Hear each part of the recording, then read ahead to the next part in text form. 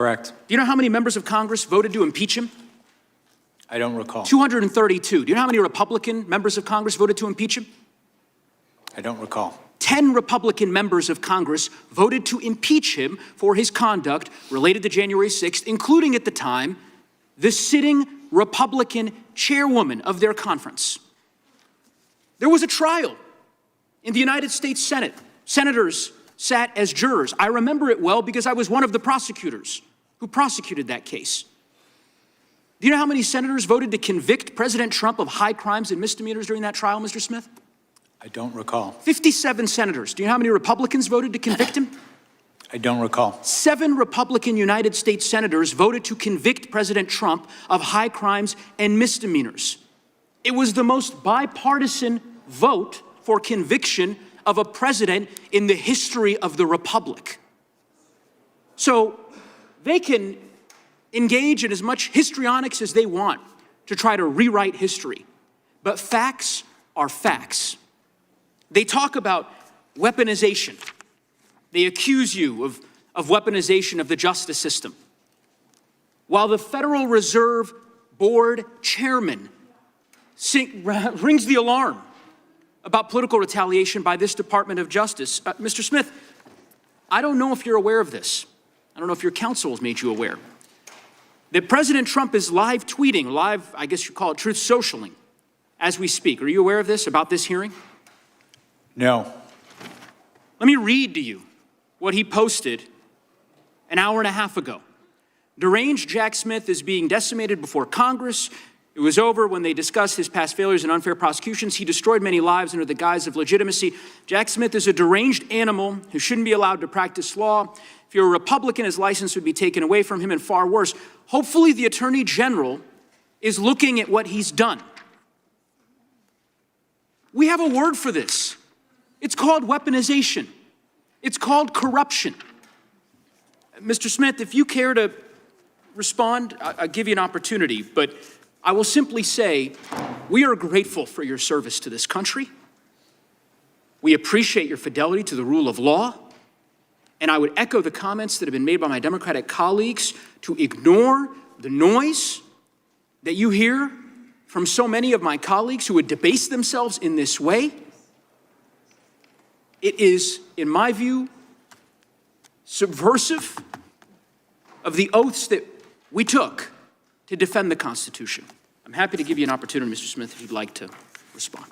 I don't have anything to add. Thank you for your service. I yield back. Gentleman yields back. The gentleman from Wisconsin is recognized. Thank you, Mr. Chairman. In 2010, Mr. Smith, did you work for the President Obama's Department of Justice? Yes, in 2010, I was the chief of the Public Integrity Section. During that time, did you have any contact or connection with Lois Lerner with the Obama IRS? Yes, I was new to the Public Integrity Section. I was the chief. I was trying to learn about issues I had not been at. Did you attempt to work with Lois Lerner and the IRS to investigate nonprofits? What I did was I asked for a meeting with the IRS about nonprofits. So the simple answer is yes. Correct. Well, I didn't ask to work with Ms. Lerner. They sent Ms. Lerner. That's the person who came to this meeting. I met her once. And they went after Second Amendment groups, correct? If you remember correctly, that's what was the offshoot of it, that Second Amendment groups that tried to gain nonprofit status, they were slow-rolled through the IRS. Do you recall that? Separate from this, there was an investigation of that that I was a part of in public integrity. Did you, you prosecuted Virginia Governor Bob McDonnell. This was asked earlier. You prosecuted him, correct? I was part of the prosecution, yes. And that ended up with a, that decision ended up being unanimously overturned by the Supreme Court, correct? That is correct, sir. Yeah, including Justice Ginsburg joined in on that opinion, correct? I believe that's correct. Yeah. You also prosecuted John Edwards and Bob Menendez, and those both ended in mistrials, is that right? The John Edwards case did. The Menendez case, I had left the Public Integrity Section by the time that case was tried. I wasn't. So, Mr. Chairman, what we heard from the other side here is that this gentleman is the gold standard for prosecution here in the United States. So think about it. We had a witch hunt done by the IRS going after Second Amendment groups, unanimously overturned by the Supreme Court, prosecuted two prominent political figures, and they ended up as mistrials. That's the gold standard here in America. I would just say this, Mr. Chairman. If Mr. Smith ever works for the Department of Justice again, I would recommend a remedial course on the First Amendment to the Constitution. Before I yield the rest of my time, Mr. Smith, I just have one other question. Is there any historical precedent for an alternate slate of electors to be sent to Congress? Has that ever happened before? That had happened, not anything similar to this situation, but you're correct, it was in Hawaii. I think it was Hawaii in, I want to say the 1960 election. So it has happened before that there was an alternate slate of electors that was sent to Congress, which does the electoral count, correct? There was a prior time that an electoral slate was sent where there was litigation and recounts going on. Actually, there's twice that it happened, Mr. Chairman. It happened in 1876 and 1960 that these alternate electors happened. I'd like to ask unanimous consent to introduce the 1960 Hawaii case. Objection. With that, I yield to the chairman. I appreciate the gentleman yielding. The gentleman from Colorado talked about noise from this side. It's not noise, it's facts. The fact is, you approved a $20,000 payment to a confidential human source. And I think you said earlier, the reason this individual or entity or person was paid was to review photo and video evidence. Why'd they have to be confidential? Why didn't you just contract with them? My understanding is that this person was a confidential human source with the FBI. I do not know why they were confidential, but it would make sense to me, given that this person was assisting. Well, confidential just raises the question of what were you trying to hide? Why not tell us? We know you hid the fact that you were getting phone records from members of Congress. We want to know why this payment had to be hidden. Why couldn't you just contract? Which would be the customary normal way, I think, of doing it. I did not make the determination that this source would be confidential, but given that this person was working on an investigation involving attacks on the Capitol, and given the violence in that, it makes complete sense to me that the Bureau would. You know of any of the other special counsels who approved payments to like I don't remember Robert Mueller approving payments to confidential human sources. I don't remember Durham. I don't remember her. We brought all those guys in front of the committee. It's the first time I've ever heard of a special counsel having to pay secret money to someone to get information when you had the broadest subpoena power you could possibly have. You aware of any of the other special counsels who had to do this? I am not aware whether confidential sources were or were not used in those investigations. That's because I don't think they were. I don't think they were. I'm not aware one way or the other. I can say that the use of confidential human sources is a standard thing done by the Federal Bureau of Investigations. The time of the gentleman from Wisconsin has expired. I now yield to the gentlelady from Georgia for 5 minutes, Ms. McBath.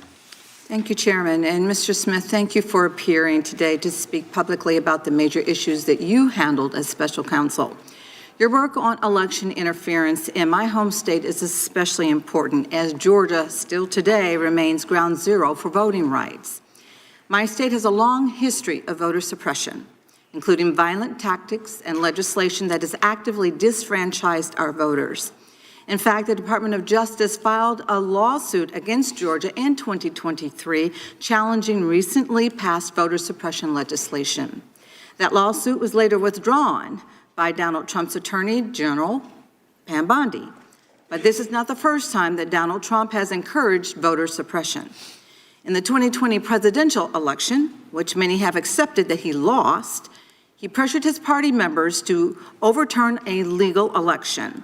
Thankfully, several public servants upheld our constitutional process and respected the voice of the people. Your investigation revealed how far he is willing to go.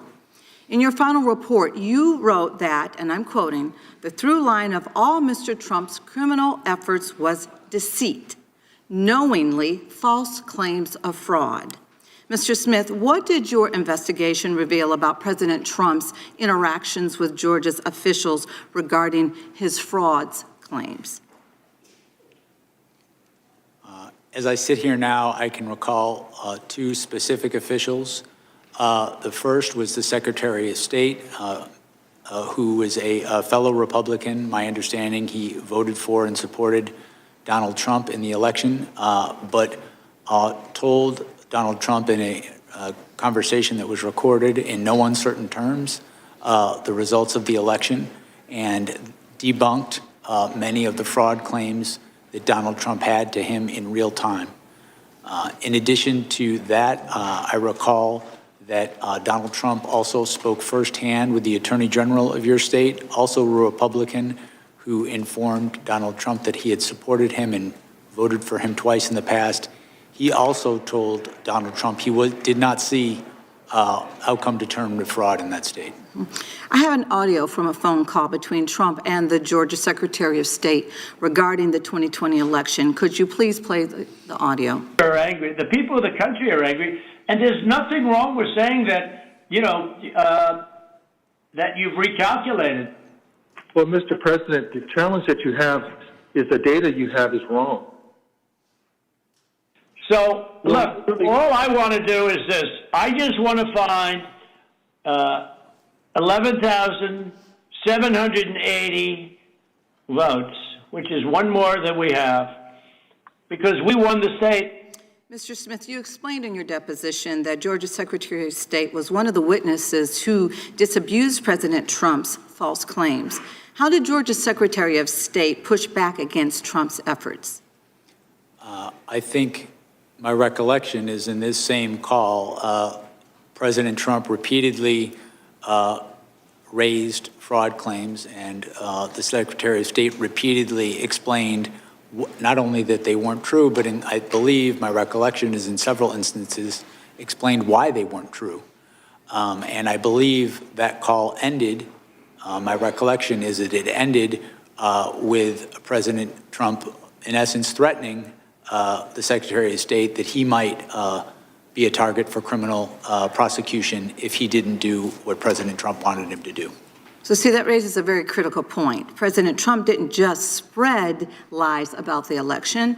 In your words, and I'm quoting, he preyed on, end quote, Republican officials in Georgia and other states who believed would help him. Mr. Smith, Donald Trump thought these officials would break the law out of party loyalty. And when those officials, his own political allies, told him the truth, he dismissed them and continued to spread the lies anyway. Is that correct? That is correct. Mr. Smith, if your case had gone to trial, would the evidence from Georgia have helped prove that President Trump knowingly engaged in a criminal scheme to overturn the 2020 election? Yes. After an investigation following the facts and the law, we believed we had proof beyond a reasonable doubt to prove those charges. And in your deposition, you mentioned a fake elector witness in Georgia who you thought would have been a very powerful witness at trial. Can you tell us a little bit more about that in a very limited amount of time? Sure. It was a witness who had been made to understand that his electoral vote, his alternative electoral vote, would only be used if they won in court, if they won in litigation. That didn't happen, and President Trump and his co-conspirators tried to use those alternative fake elector certificates to get Mike Pence. Mr. Chairman, regular order. Himself. Okay, well, Mr. Smith, thank you so much for the work that you and your team of career prosecutors have put forth in uncovering this evidence. The American people need to know what happened, and they need to know how their president pressured Georgia state officials Time of the gentlelady is to expired. overturn their free Gentleman and fair from elections. And I Alabama yield. has a unanimous consent request. Thank you, Mr. Speaker. December 6, 2025, Atlanta News First. Fulton County admits to verifying 315,000 votes in the 2020 without poll worker signatures. I yield back. Without objection, the chair now recognizes for 5 minutes the gentleman from Arizona. Thank you, Mr. Chairman. Mr. Smith, isn't it true that for a federal criminal conspiracy charge, it requires more than one individual? In other words, you're making a contractual agreement of some kind with somebody other than yourself, right? That is correct. There has to be an agreement. And so when you made the determination to charge President Trump with conspiracy, you surely knew that you had somebody else that must have agreed upon somewhere to engage in this act that generated the conspiracy, right? That's correct. We alleged specific individuals in the indictment as co-conspirators. And so you knew who you were going to do who you were going to charge when you pursued the indictment. You knew who the agreeing parties were, but you chose to list them as co-conspirators, but you didn't indict them. How often have you done that in the past? In the past, I have had a number of cases where I have charged some members of a conspiracy and not charged others. One member of the conspiracy. How many times have you done that? Charged one member of the conspiracy and let everybody else off the hook? I'm sure that's happened. That is not an You don't remember doing that? That is not an uncommon thing to do in an investigation, in my view. So okay. I dispute that, but we're going to leave that as it may. But let's just get to this. If a member of Congress moves to decertify a state's electors, that would not be a crime, would it? When you say to decertify, You make a motion to decertify on that January 6th, that way every 4 years. That's not a crime, right? correct. And if another elected official urged someone to join them in that decertification, that's not a crime either, right? As you stated, it's not. Several members of Congress get together over breakfast. They say, this is the normal path. We watched it because we saw the Democrats do it for every Republican president. So we're not sure how to do it. We've never done it before. That's not a crime to sit down at breakfast to talk about that or any other time together to talk about decertification, is it? No, it's not a crime to talk about that over breakfast. In your deposition, you talked about, you made the argument that an elected official who's been deemed to have lost could not knowingly make false statements about election fraud to target a lawful government operation. Isn't that true? That's what you said in your deposition, page 27. I believe it's a lawful government function. Yeah, I'm sorry, yeah, lawful government function. That's what you said. You remember saying that? I said lawful government function. Could you read back what you said again? I'm sorry. Yeah. An elected official who has been deemed to have lost could not knowingly make false statements about election fraud to target a lawful government function. You said that would be illegal. Remember that page? Do you want me to actually read this back? Surely you remember that position. I'm not denying it, and I apologize. I'm just trying to listen to you closely. Okay, let's just go right from this. You said there's, as we said in the indictment, he was free to say that he thought he won the election, right? That is correct. He was even free to say falsely that he won the election, correct? That's correct. What you said is he was not free to do was violate federal law and use knowingly false statements about election fraud to target a lawful government function. That is correct. Yeah, and for you, that lawful government function is the certification process, I suppose, on January 6th.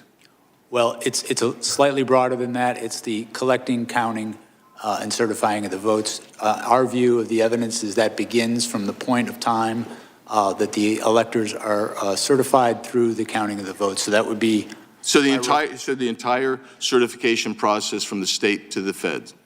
My recollection, as it's pled in the indictment, as I sit here, I don't have it in front of me, but I believe it's from December 14th.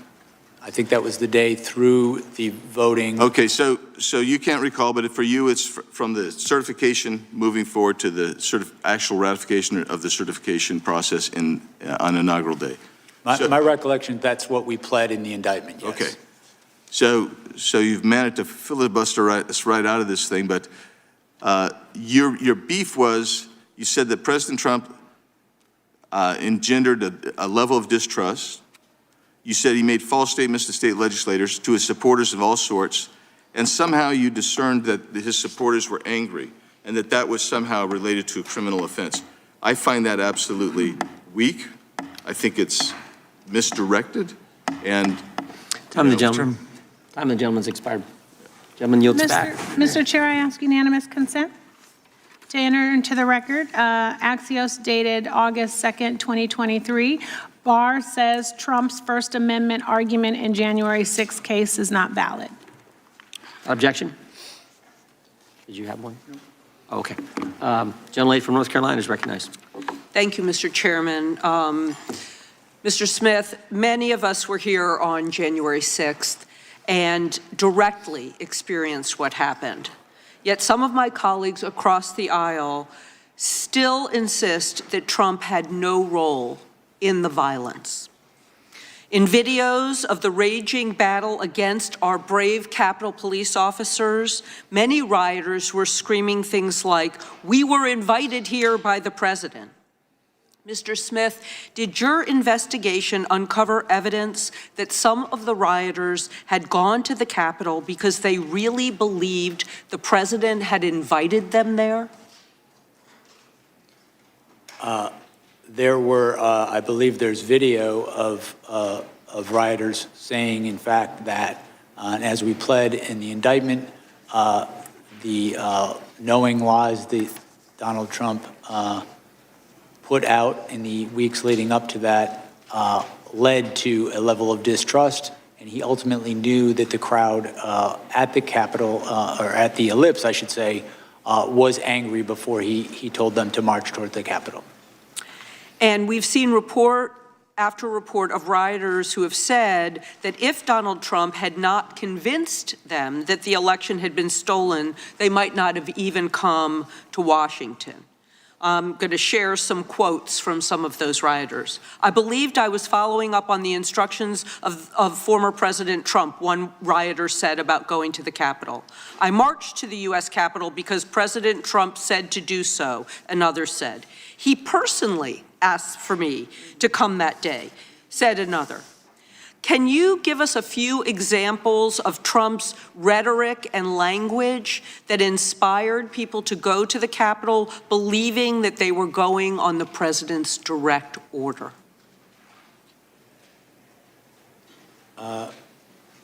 One instance I can recall is during the speech he gave to his supporters, and in context, his supporters, he told them to come to Washington, D.C. and be wild. He was on notice that they were angry, and he told that crowd, "We can't let this happen." And he told them that, my recollection is multiple times, at a time when there was nothing that could be done to stop the outcome of the election, but to obstruct it. In addition to that, he told them when there is fraud, you can go by different rules. And my recollection is there is a videotape of when he's making these sort of statements and he's saying that they need to fight if they want to save their country. There are, in fact, people in the crowd chanting, "Fight for Trump." That all happened during the ellipse speech before people headed towards the Capitol and the Capitol was attacked. And did your investigation find any of the rioters trying to use Trump's words and calls to action as a defense in the criminal cases against them? I can read you something from your special counsel report. I was just going to say, I think we cited a number of rioters who ultimately admitted that they had committed their crimes at the behest and in the name of Donald Trump. Okay, and it happened several times, and many of those accounts are on page 86 and page 87 of the special counsel report. Even the lawyer for Jacob Chansley, also known as the QAnon shaman, highlighted that his words, how the words affected his client. He heard the words of the president, he believed them, he genuinely believed them, and he thought that the president was actually going to walk with them to the Capitol. For my final question, Mr. Smith, do you believe that Donald Trump motivated and was responsible for the violence that occurred on that day, even if he didn't walk with them to the Capitol? Yes, as we stated in our report, the results of our investigation following the facts and following the law was that he was the person most responsible for what happened at the Capitol, and that he caused what happened at the Capitol, and that it was foreseeable to him. Thank you. Mr. Chairman, I have two UCs. Joan can state her unanimous consent request. I asked unanimous consent to enter into the record a tweet from Representative Biggs on January 7th, 2021, in which he said, quote, "Yesterday, criminal rioters hijacked a joint session of Congress." Objection. Without objection. And the second one is a unanimous consent to enter into the record an interview from March 2024 on the Capitol Hill show, in which you called on those who attacked the Capitol on January 6th to be, quote, held accountable because, quote, that's the way our system does work and should work. Without objection. Thank you very much. Thank you now very recognize much. the gentleman from Texas. Thank the Chairman. Mr. Smith, how many members of Congress or the Senate did you subpoena phone toll records? As I sit here right now, I do not recall a specific number. Is this the complete list right here?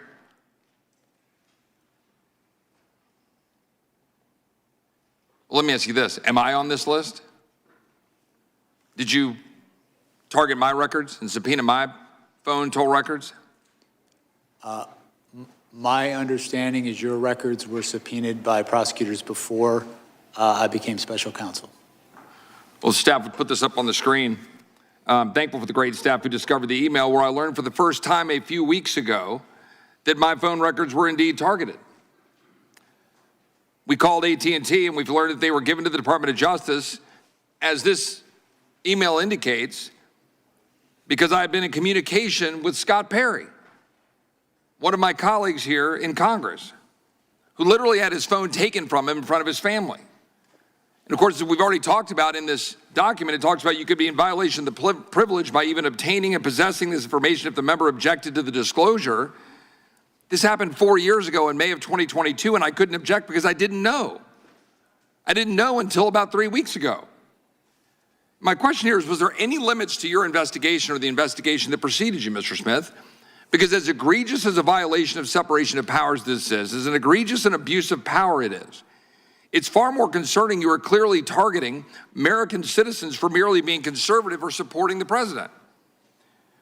We've got memos that we've already been talking about in this hearing from April 2022 that preceded you that establish and open the investigations, one of which has Attorney General Merrick Garland's signature on it.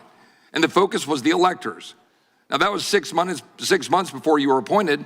You testified earlier, you met and interviewed Merrick Garland and Deputy AG Lisa Monaco. And you briefed the AG and deputy multiple times. Did you brief them on the electors and the prosecution of their supposed crimes? Did I? I'm sorry. Did you brief them on the electors and their supposed crimes? I don't recall specific conversations, but I'm sure that in the course of briefing them, I discussed. Wasn't that the purpose of the entire investigation as it was set out? Because putting aside that in 1960, as we already talked about, my friend Mr. Tiffany, that Hawaii put forward an alternate slate of electors, the investigation pivoted to President Trump and, frankly, anybody who knew him. Do you know who Cleta Mitchell is? Yes, I do. She's an election lawyer that was involved in filing an election contest on behalf of President Trump in Georgia in December of 2020. A 64-page complaint with over 1,100 pages of exhibits, witness affidavits, and expert witness reports documenting thousands of votes cast in violation of Georgia law, but which were nevertheless included in the vote totals. Now, notwithstanding the disposition of the cases that was filed, is that a criminal act? Filing an election contest on behalf of a candidate for office, a client. Is that a criminal act, yes or no? No, in fact, we stated. So why did you deem it appropriate to monitor Cleta Mitchell's long-distance phone records in 2023, 2.5 years after the election contest was filed and after the presidential electors were certified? What about Jen Ellis?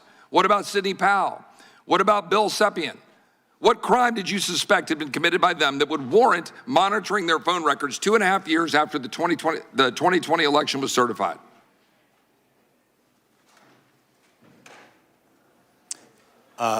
With respect to Sidney Powell, she is one of the co-conspirators alleged in the indictment. I don't know what you mean by monitoring, sir, if you're talking. Well, there were some 400 plus Republican conservative groups and leaders who were targeted by your investigation. Their financial records were obtained, records of the RNC, the Trump campaign, Cleta Mitchell, the Conservative Partnership Institute, the America First Policy Institute, NRCC, NRSC, PACs, conservative groups, people all across the country, citizens, because we hear a lot about members of Congress. And we should, because of separation of powers and the egregious abuse of power. But what we're not talking about enough, in my opinion, are the American citizens that have been targeted. Because frankly, are there any limits to the power of a special prosecutor or special counsel? So much so in your abuse of power that in the summer of 2024, the indictment involving classified documents was dismissed after determining your appointment violated the Appointments Clause of the Constitution, but you continued to sign your name on court filings until the time you resigned from office in January of 2025. A federal judge just recently stated a prosecutor who continues to sign his name in court filings after a disqualification order should face disciplinary action or disbarment. I yield back. Gentleman yields back. Did the gentleman have the opportunity to respond? If the gentleman wants to respond, he can.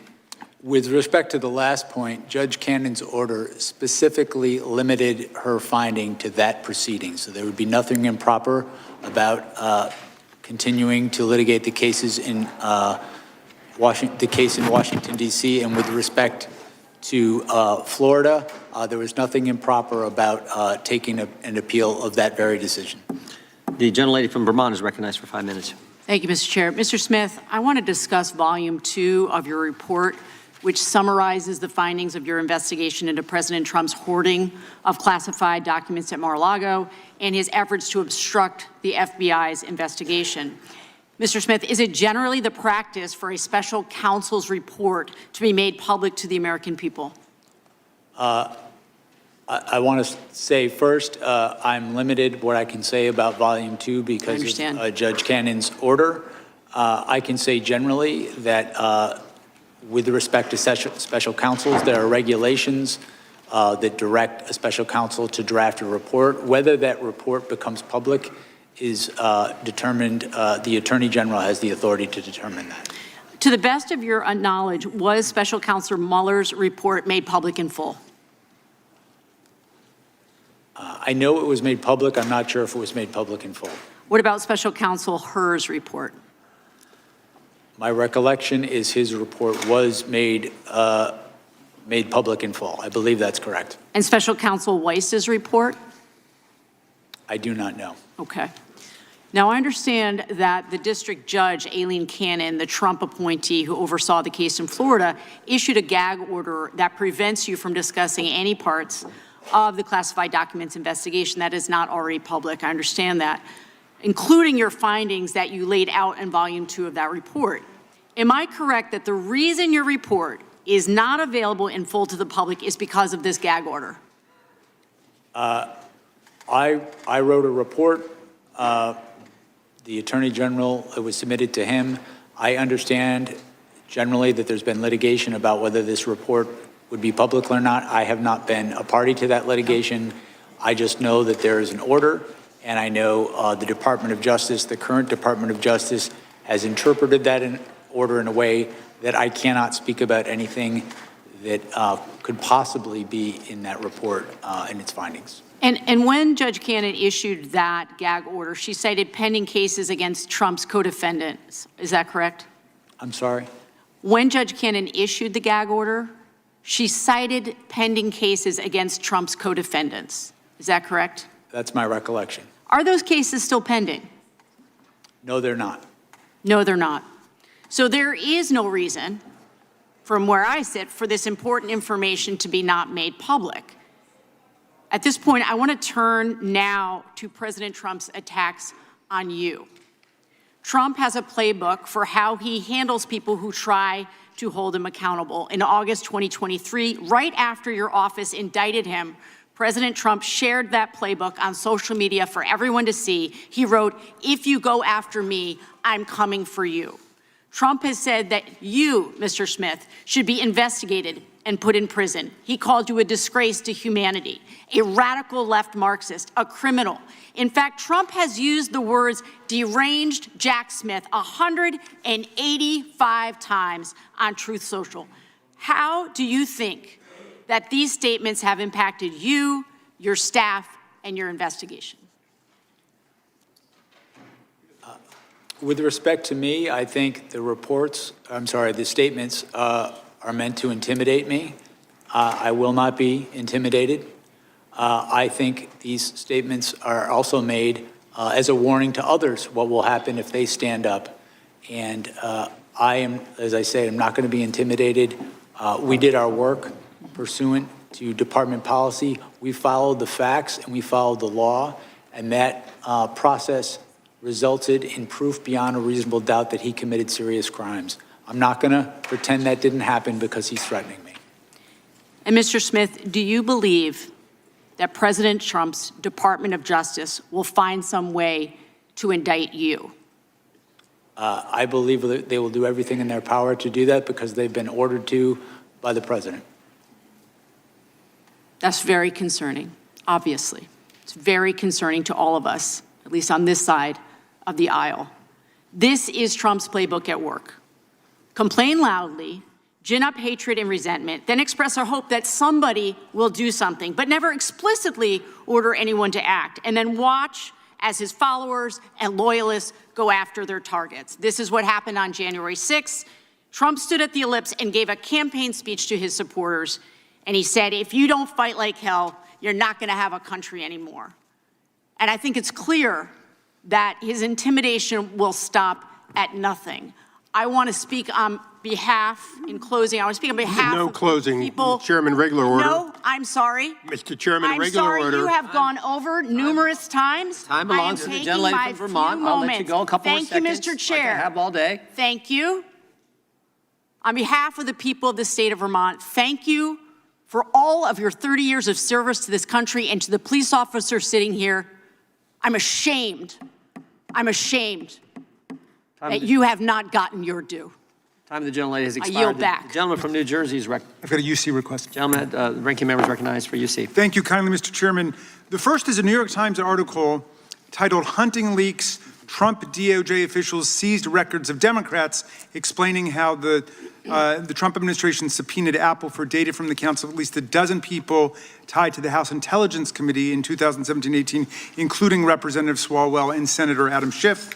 Without objection. And the other, similarly, is Trump's DOJ secretly obtained phone and text message logs of 43 congressional staffers and 2 members of Congress. That's December 10, 2024. Without objection. The chair now recognizes the gentleman from New Jersey. Thank you, Chairman. You know, I don't even know where to go because there's so much, Mr. Smith. There really is. But it isn't, what I do know is it's much more than how much people like or hate you, or like or hate Donald Trump, or like or hate Republicans, or like or hate Democrats. This is about the system. It's about what the Department of Justice did. It's about what you did. The core of the hearing is all about, can Americans still trust the justice system? Is it fair? Was it fair under you? And all they expect, they don't expect you to be perfect, but they expect you to treat everyone the same, Republicans and Democrats, liberals and conservatives, but that wasn't the case. When you treat people differently because of their political status, their political party, their ideals, that's hypocrisy. And I'm sorry to say, and I don't say it lightly, I do consider you to be a hypocrite. With that being said, you know, I think the prosecutors and the people around you stretch norms, change standards depending upon who was under investigation. So you don't like Donald Trump, and so you're a liberal Democrat, whatever the case may be. And they went after him. And by the way, it's interesting, in all those congressional records that were subpoenaed, all those congressional records that were looked at, was one of them a Democrat? No. The answer is no. I'll answer for you. So I got simple questions. I always say I'm a simple guy, but it really boils down to this. How much can Americans trust this system? In your special counsel report, you stated President Trump engaged and was guilty of criminal conspiracies, and he was guilty of criminal conduct, and you publicly testified you believed you had the proof, etc. If prosecutors deal this way with cases, if they declare that it's guilty and it's over before a jury verdict, would Americans trust the justice system more, or would they? Would they trust the system more? The answer, go ahead, answer, please answer. I'm sorry, I didn't understand what you were asking me. So when this was all going on, before, and I believe it was political, before there was an entire case and we went through the whole case, you pretty much declared, and I'm not going to read the whole thing through again, that President Trump was guilty. That wasn't your job. That's a judge's job. It's a jury's job. It's not your job. Don't you think that's unfair, that that's wrong, that didn't make the playing field level? Did it make people less trustworthy of the system, yes or no? No. When I announced the charges in the election case, I specifically stated that the case needed to be tried and that he had a right to go to trial and he was presumed innocent. And thank you for, I just want a simple answer because we are limited on time. I disagree with you. I don't think you did. Your office secretly subpoenaed and got records of members of Congress. And you kept those subpoenas hidden through non-disclosure orders. That's wrong. They should have known. You want to do that, fine, it's wrong. Number one, it's wrong because people have a right, the American public has a right to know, the elected officials have a right to know. It's your right to subpoena them, but they should know. Secondly, and I brought this up before, not one Democrat, it's all Republicans, all Republicans. Everything you've done, everything you've ever done is always against Republicans. Do you think that puts more trust in the system when you're so partisan in that way? Yes or no? No. Politics played no role in our investigation. I have prosecuted Republicans and Democrats throughout my career. I have dismissed cases against Republicans and Democrats. Because you didn't have the proof. If prosecutors routinely rely on politically imbalanced investigations, and by this I mean, let me appeal to your sense of fairness. You're saying you're a fair man. We had a January 6th committee, select committee, that was appointed only by a Democrat, the then Speaker, Nancy Pelosi. Everybody on it was a Democrat, except 2 Republicans that hated Republicans. Was that fair? Was that fair? I mean, look at our system here in Congress. We've got Democrats, man, they speak up. You've got Republicans, we speak up. You hear both sides. That's the way a select committee should be. And you based everything upon this biased, unfair, prejudiced system. How is that fair? Tell me how that's fair. That's not correct. We conducted an independent investigation. You based a lot on that commission. You got all their records. That's not correct. We did collect their records. We conducted our own independent investigation following the facts and the law. The reality and you used a lot of their information, Mr. Smith. I don't mean to cut you off. I've got limited time. Joe Biden took classified records that were not to be taken when he was vice president and when he was Senate. And I know you didn't deal directly with that case. Mr. Chairman? But nevertheless, he did. Is that fair? Because he let him go, don't do anything to him. But on the other hand, when it's President Trump who did it as president, then there was, you raided Mar-a-Lago. Is that fair? I'm the gentleman. Mr. Gentleman's part of this. Well, I'd like him to answer. If the witness would like to respond, he can. I have no response. It's damn unfair. That's the answer. We've got UC requests. UC request from the gentlelady from California. Yes, I have a unanimous consent request. I ask unanimous consent to enter into the record the government's sentencing memorandum for Capitol rioter Cody Mattis, who said that, quote, when the former president asked his supporters to march on the Capitol, it was not a call to peacefully and patriotically make your voice Objection. heard, but to storm and seize the building. And I've got one, Mr. Chairman. Gentleman's recognized. This is a press release from Congressman Jeff Van Drew's statement on storming the Capitol building, calling it unacceptable, un-American, and disrespectful of democracy. Without objection, the chair now recognizes the gentleman from Illinois. Thank you, Chairman, and thank you, Mr. Smith, for being here today. Let's remember why we're here today. Donald Trump incited an insurrection in 2020 because he refused to accept that he lost that election. And then he took classified documents with him and put them in Mar-a-Lago. Republicans support impunity for criminals, not accountability.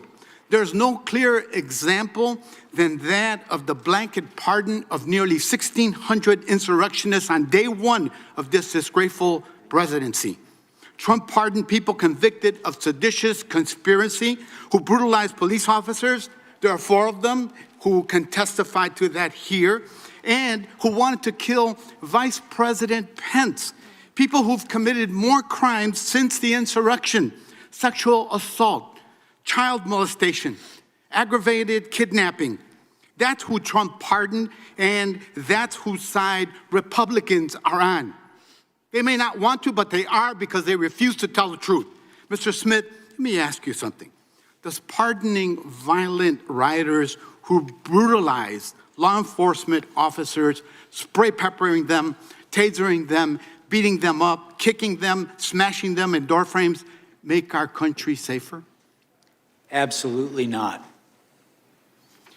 As a prosecutor, can you describe why these pardons make our communities less safe and undermine our criminal legal system more broadly?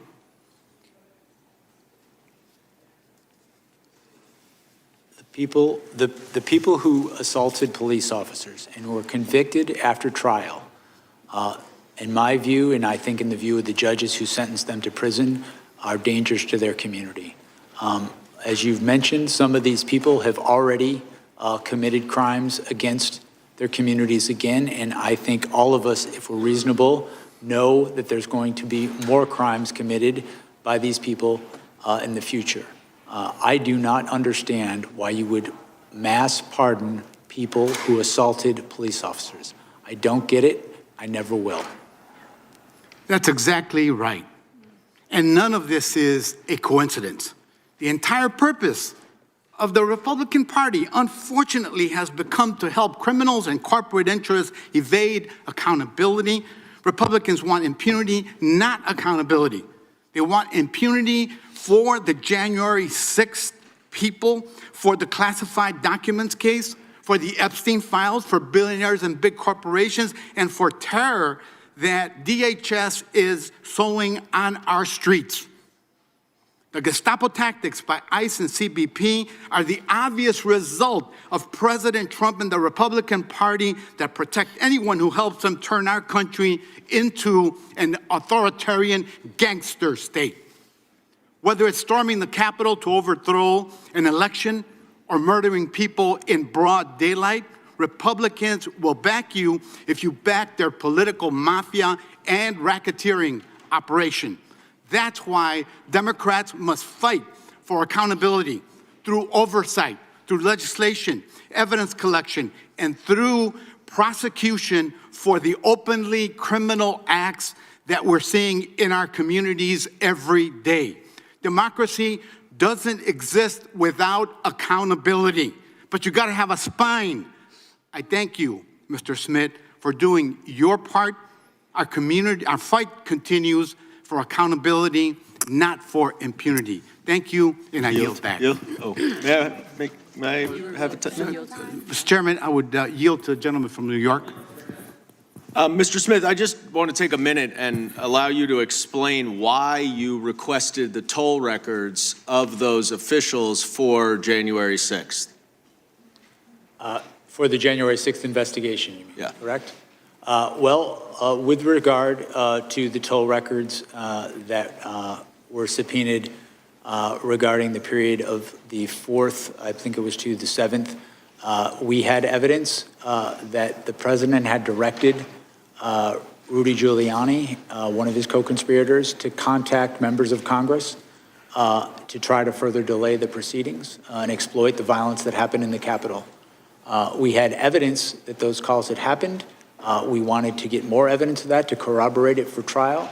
That is, again, as I've mentioned earlier today, a standard part of an investigation to understand who a conspiracy is trying to reach out to, how they're trying to influence people. And you wanted documentary confirmation? Yes, correct. Time of the gentleman is expired. The gentleman from Texas, Mr. Nels, is recognized. Thank you, Mr. Chairman. Mr. Smith, I'll just cut right to the chase here. Your investigation and attempted prosecution of President Trump, it wasn't about justice. It was about politics. Politics. From day one, under the Biden-Harris DOJ, you weaponized the law to go after their top political opponent. You push flawed legal theories, and even the far left Washington Post called you out. They called you out, sir, for violating the First Amendment. You tried to criminalize political speech, slap unlawful gag orders on a presidential candidate, and spy on Republican members of Congress in violation of the speech or debate clause, including the sitting Speaker of the House. Mr. Smith, you mishandled documents, pressured defense lawyers, and dumped a massive trove of so-called evidence right before the election, and you did it to sway voters. That's why you did it. And don't get me started on that raid at Mar-a-Lago or your unconstitutional appointment, which a federal judge in Florida rightly tossed out. A very bad day for you. This wasn't, Mr. Smith, about upholding the law. It was about tearing down President Trump and anyone close to him. You even tried to ram through a politically motivated final report after your cases collapsed, including the Presidential Transition Act and basic fairness. But here's the good part, America, here's the good part. The American people saw right through it. They rejected, sir, your witch hunt loud and clear in November, handing President Trump a commanding victory. The voters spoke loud and clear. They wanted an end to the weaponization of our justice system. In your opening statement, you spoke about proof of beyond a reasonable doubt. Mr. Smith, I will give you proof beyond a reasonable doubt. Donald Trump winning the popular vote by over 2 million votes, the Electoral College by 85 votes, along with every single swing state. Now, sir, that is proof beyond a reasonable doubt that the crap you were shoveling did not pass the smell test with the American people. To put it bluntly, Mr. Smith, the stink remains on you. And lastly, I would like to quickly address the police officers of January 6th. Mr. Dunn, Mr. Fanone, Mr. Gonell, Mr. Hodges. I'm a member of the new select committee to actually examine what happened that day. And I can tell you, gentlemen, that the fault does not lie with Donald Trump. It lies with Yogananda Pittman and the U.S. Capitol leadership team. We know they had the intelligence, and there was going to be a high propensity for violence that day. Claim my time, yeah. You will be in order. The time belongs to the gentleman from Texas.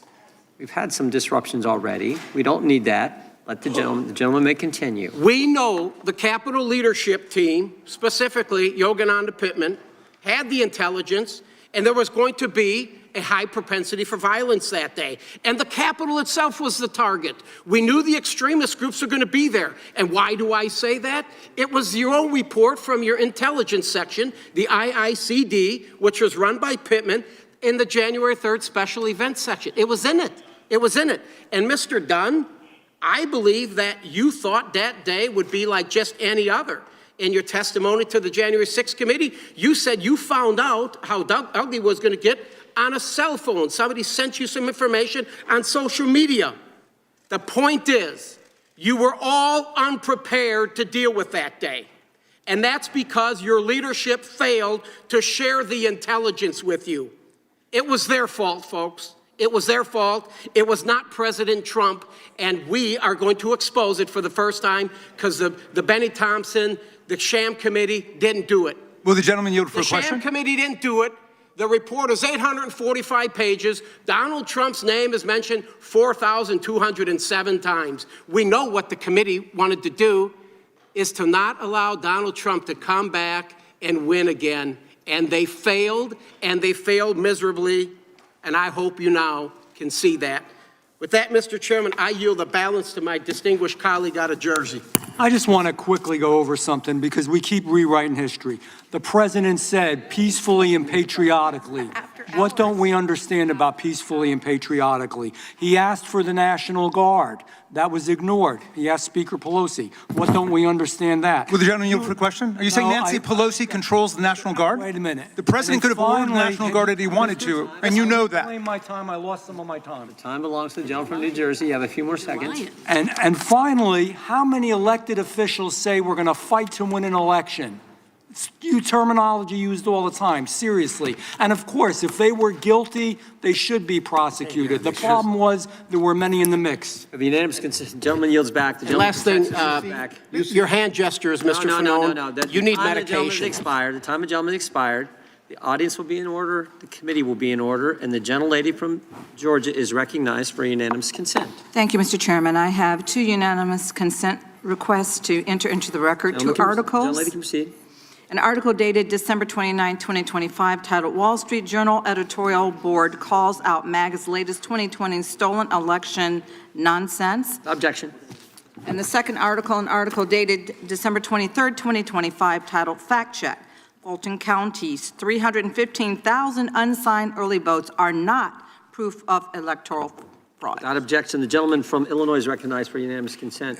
Thank you, Chairman. Under unanimous consent, I ask to enter into the record the Judiciary Democrats' January 2026 report titled, Where Are They Now? The Perpetrators of January 6th and the Defenders of Democracy Who Stopped Them, which profiles the illustrious career trajectories of some of the key actors from January 6th who were pardoned by Donald Trump. And secondly, objection. A second report, January 2026 report from Judiciary Democrats 1 year later, assessing the public safety implications of President Trump's mass pardon of 1,600 January 6 rioters and insurrectionists. Without objection, the gentlelady from California is recognized. Thank you, Mr. Chair, and thank you, Mr. Smith, for joining us. You know, most people are wondering why you are even here today. But it's because we've heard conspiracy after conspiracy that the 2020 election was rigged, and Capitol Police officers were harmed and died because of those conspiracies.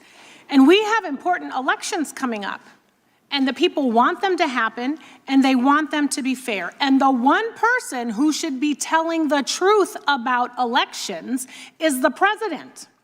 But Donald Trump has not and is still not telling the truth about the 2020 elections. In fact, there is a January 6th page on the taxpayer-funded White House website that says the election was stolen from Trump, a blatant, disproven lie he knows is totally false.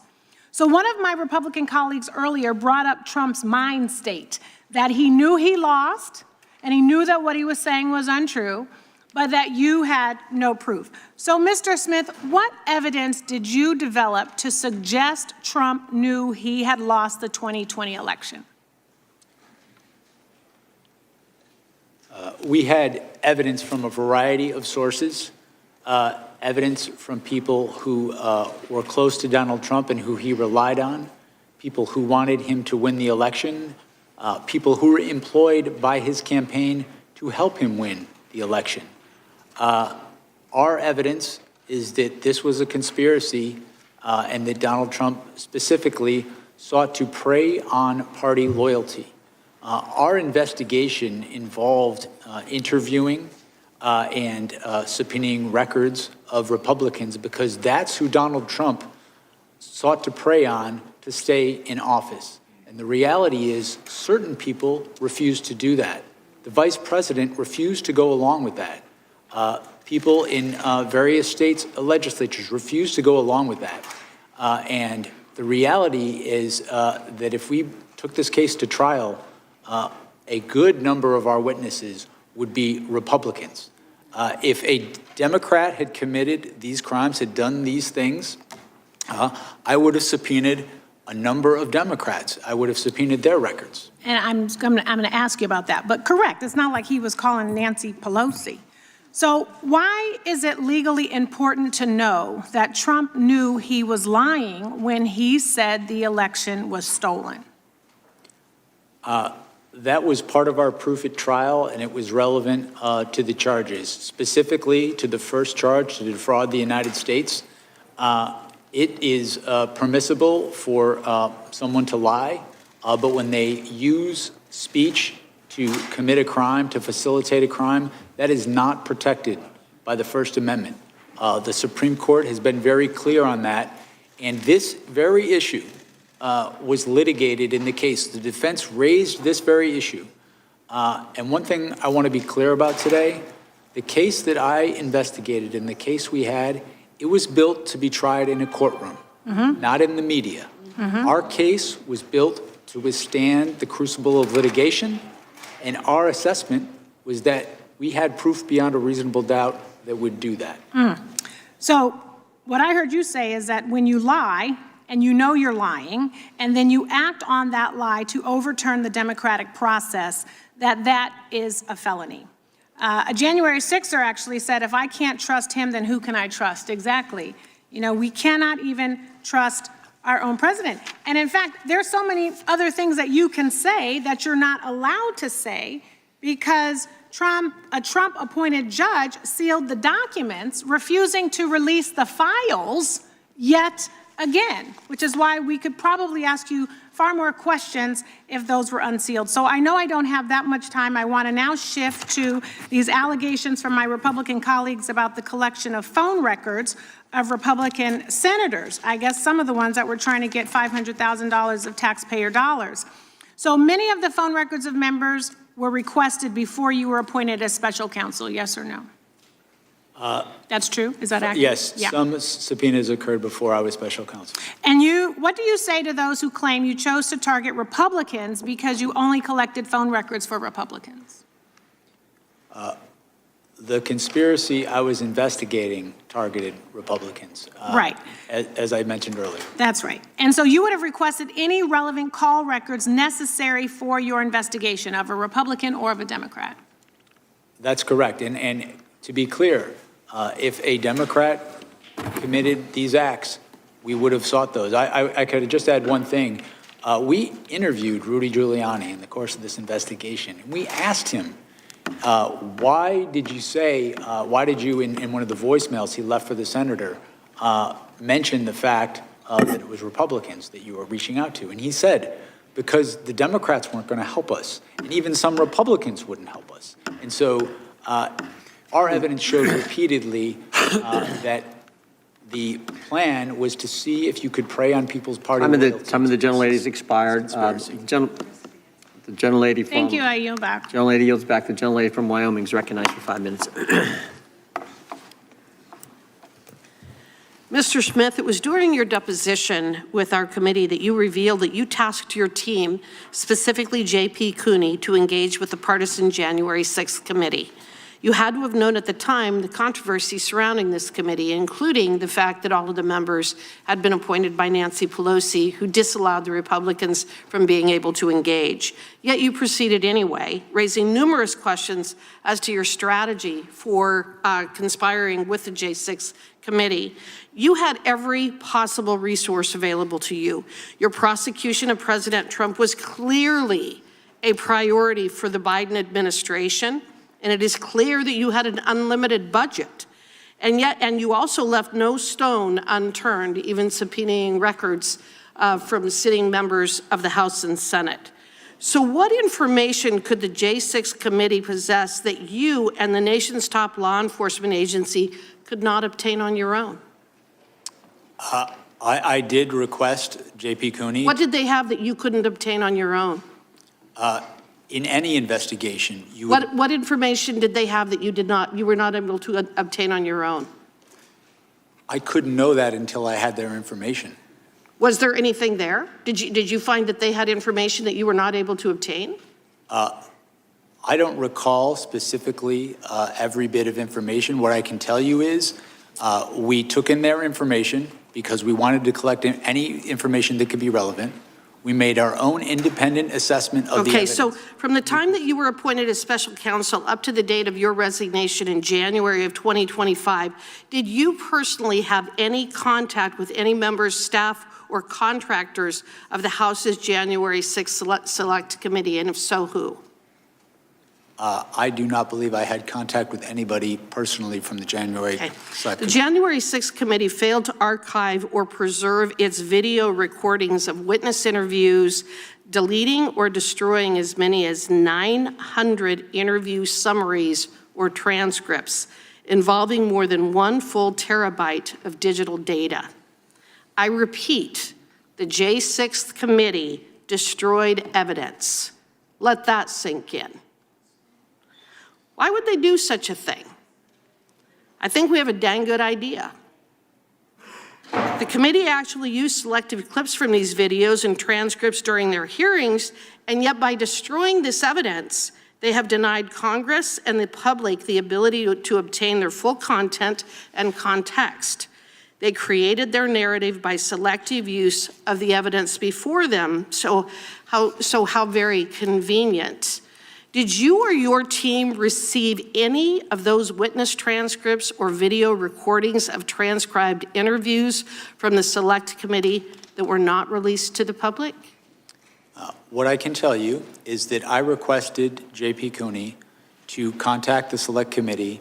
Do you know if you received any of the evidence or testimony that the J6 committee eventually destroyed? I don't have any information that the J6 Committee. You don't know destroyed one way any or of the other as you sit here today? No, what I'm telling you is that I requested all the information we could get from the January 6th. Has all of the information that you requested been preserved? All of the information from the J6 committee, has that been preserved? The information that we requested and received, we reviewed it. It was Has it part of been our preserved? file. Yes, as part Thank of you. our files. And Were you or your team advised, or did you get the impression from anyone affiliated with the January 6th committee that these documents were not for public release, even though portions of them had already been shown to the American people? Were you advised to keep any of the information from the J6 committee confidential? as I sit here right now, I don't recall that. Okay. I recall. Did the J6 committee provide you with the Cassidy Hutchinson testimony as part of the trove of documents that you received?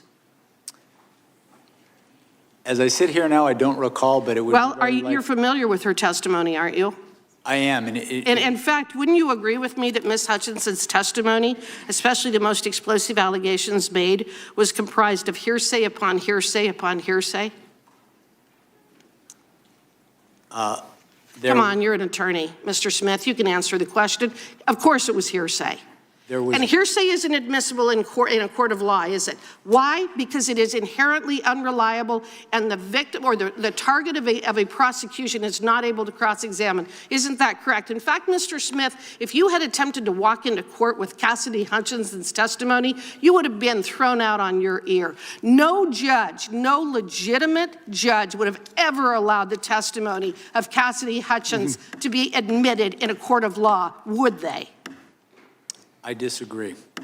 Well, and then we've already talked about your record. Mr. Chairman, the gentlelady's time has long since expired. The time of the gentlelady has expired. The gentleman from Florida. Hey, can I do one UC request first? The gentleman is recognized. This is from factcheck.org.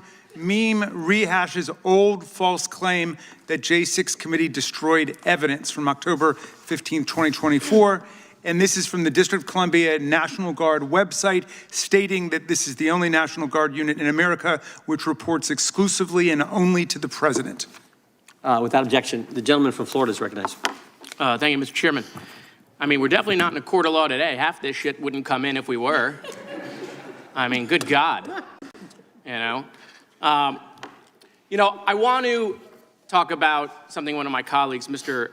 Nell, said from Texas. He sits on this new January 6th subcommittee, which I also happen to sit on. And he said the same thing in the subcommittee the other week, that it wasn't President Trump that inspired January 6th, right? It wasn't him. He said in the subcommittee that it was actually Ray Epps. Ray Epps. He was the one who told people to break the law and the windows and the doors and to beat police officers and hang Mike Pence and try to break into the floor of the House and wiping feces on the walls. It was all this guy, Ray Epps, right? So who is Ray Epps? Why is he so powerful?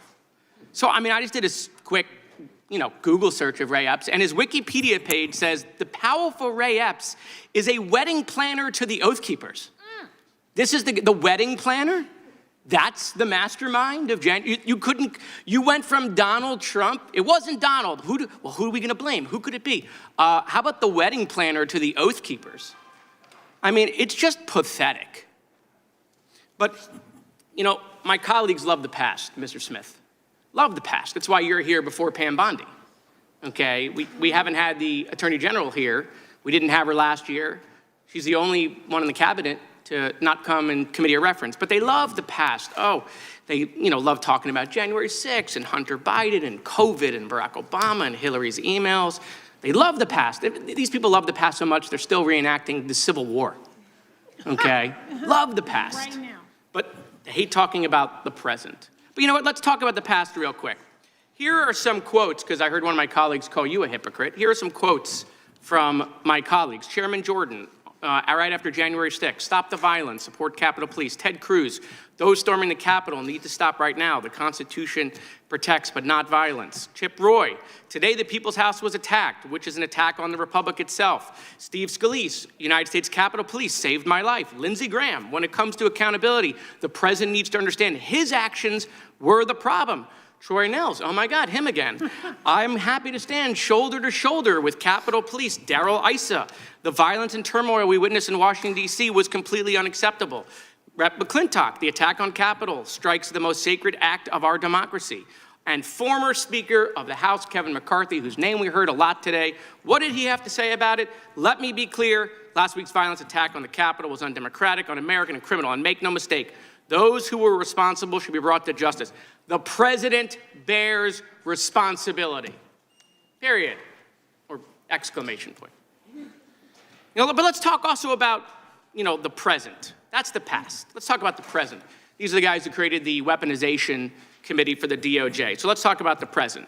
Jerome Powell facing investigation, okay? In fact, we heard about Jonathan Turley, that he's some legal messiah. Jonathan Turley calls the Jerome Powell thing legitimate concerns of retaliation.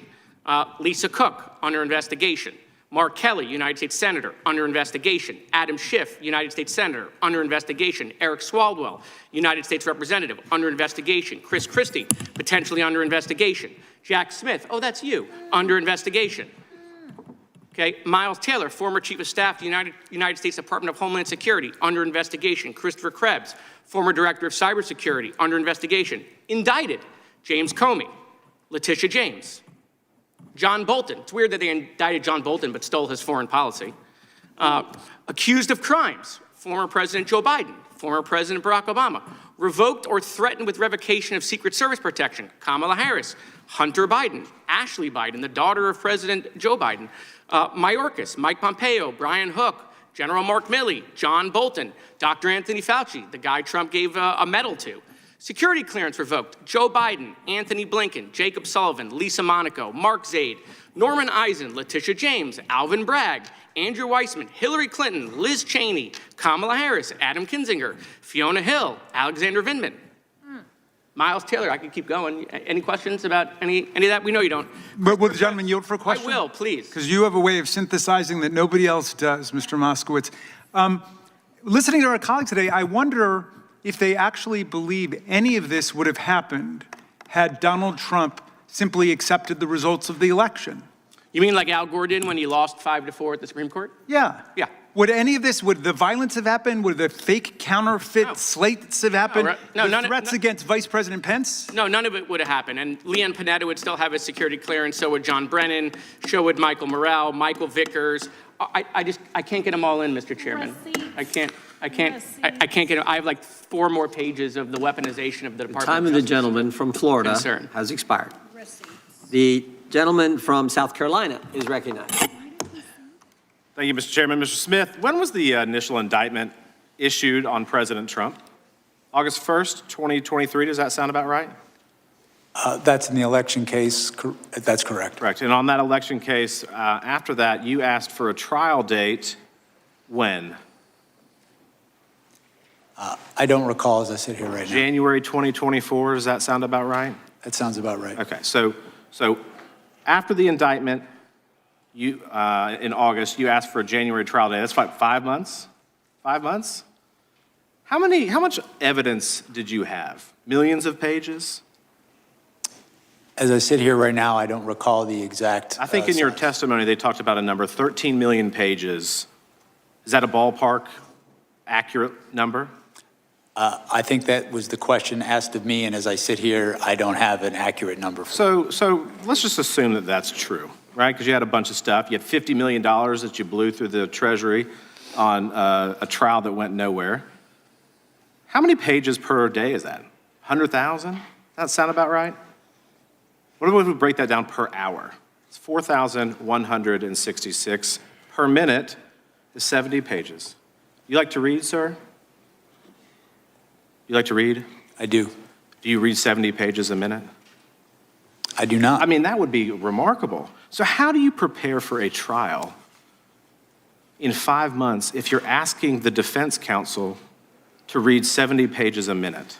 How do you do that and prepare a defense and look at all the witness testimony and video evidence that you supposedly had? How do you do that? You know what's shocking to me, and I think that one of the most egregious aspects of this case, Mr. Smith, is that if you get a traffic ticket in Washington, D.C., you're not going to trial in 5 months. But you want the president, the former president of the United States, to have a trial date with 13 million pages of documents within 5 months. I think that's ridiculous. And I think that speaks exactly to what we talk about when we examine not only your record, but the things in this case that are deeply troubling. That this was not the pursuit of facts and law and letting the judge and the jury decide, that this was an exercise in political, it was a political hit shop, timed perfectly against the President of the United States. Sir, in the Florida case, in the records case, what happened ultimately in that case? What happened ultimately in the case? Yeah, the Mar-a-Lago records case. I'm going to answer because I don't think this is covered by Judge Cannon's order of the, we moved to dismiss that case pursuant to Justice Department policy. No, the records case in Florida. Against Donald Trump. The records case in Mar-a-Lago, were you ruled to be, what was the ruling in that? That was Judge Cannon's ruling, and she ruled my appointment unlawful, and we sought to appeal that, and that appeal was pending at the time that we dismissed the cases. So from the very beginning, were you ever confirmed by the United States Senate? I have never been confirmed by the United States Senate. I will say that the history supporting my appointment is over 100 years old. Other special counsels. But isn't there a statute on the appointment? I mean, you have to be confirmed by the Senate. So I think that's kind of interesting. But I think the point is, from the very beginning, on the documents case and others, you weren't even lawfully appointed, and that's why Judge Cannon ruled the way that she did. And from the beginning, we talk about that you followed Department of Justice policy, you followed the facts, you followed the law, you followed the Constitution. That's what you have said all throughout this day, parroted by the Democrats, that you have done nothing wrong. But from the very beginning, you weren't even lawfully, and you can't even recall who swore you in. So as we sit here today, based on your testimony in the transcribed interview, can you tell us who swore you in as special prosecutor? As I said, I know I took the oath of office. I don't recall who swore me in. What I can share with you. I don't know, sir. Call me naive, but that's a milestone career move for you that you get to do this, and you don't remember the circumstances. I just find that a little bit odd. But here's the thing, and I'm going to wrap up quick. You're unconstitutionally appointed. You breached the 60-day rule, releasing this very partisan attack against the president right before the election. You tampered with evidence in the Mar-a-Lago case that you admitted to in court filings. You subpoenaed members of Congress and their phone records in violation of the Constitution, of current statutes. You didn't even let the court know that these were members of Congress. How are we to assume otherwise that this wasn't political? Because it absolutely was, sir. And I yield back. Gentleman yields back. The gentleman from New York is recognized for 5 minutes. I would caution my friend from South Carolina and others against jumping into bed with Judge Cannon, who's been rebuked repeatedly by the 11th Circuit because she is completely lawless. But let's go back to the actual evidence rather than all the procedural stuff about when you were sworn in or not. I don't blame you for not remembering that. You've been probably sworn in a dozen times. It doesn't jump out at you. I want to go back to the evidence, though, that Donald Trump knew that he was lying about the election. And I'd ask you to say, if you could, specifically, who gave evidence to you that supported your conclusion that he knew that he was lying? That came from a number of sources. It came from staff in the White House who talked to him and told him that his fraud claims were not true. It came from staff on his campaign who told him that. It came from members of the Department of Justice. It came from state officials who, when he tried to press them to do things in contravention of their oath, they refused to. They asked him for evidence and his co-conspirators, and they never provided it. Over and over again, the people who had who were best situated to know how the elections were conducted in these states, he either avoided contacting them or disregarded the clear debunkings that were provided to him, such as by the Georgia Secretary of State. Right, and I mean, that's a lot of evidence, but we know that his attorney general at the time also concluded, quote, he knew well that he lost the election, Bill Barr, and yet he incited a riot on January 6th, and 4 of the brave officers who defended the Capitol and defended my colleagues on the other side of the aisle are here today. Not a single Republican member of this committee has recognized them or thanked them for their service, and I would like to do so today. Thank you, gentlemen. Now, my colleague from California referred to a couple statements from your former colleagues in Penn and the Eastern District about your impeccable reputation as an apolitical career politician. As an alum of the Southern District of New York myself, I can tell you that many of my former colleagues also feel the same, and that's saying something coming from the SDNY to the EDNY, as you know. Mr. Smith, did you ever speak to President Biden about this case? Never. Did you ever receive orders or direction from President Biden or anyone else in the White House about this case? No. Did you ever receive any direction from the Attorney General Merrick Garland regarding how you should, whether or not you should charge this case? No, I was given the independence to make that decision on my own. An independent special counsel, exactly. I just want to point out to my colleagues who seem to think this is a politicized investigation that on February 10th, over a month, 2021, over a month after January 6th, Marco Rubio said the January 6th attack on the Capitol was far more dangerous than most realize, and we have a criminal justice system in place to address it. Who oversaw the Department of Justice on February 10th, 2021? Who was president?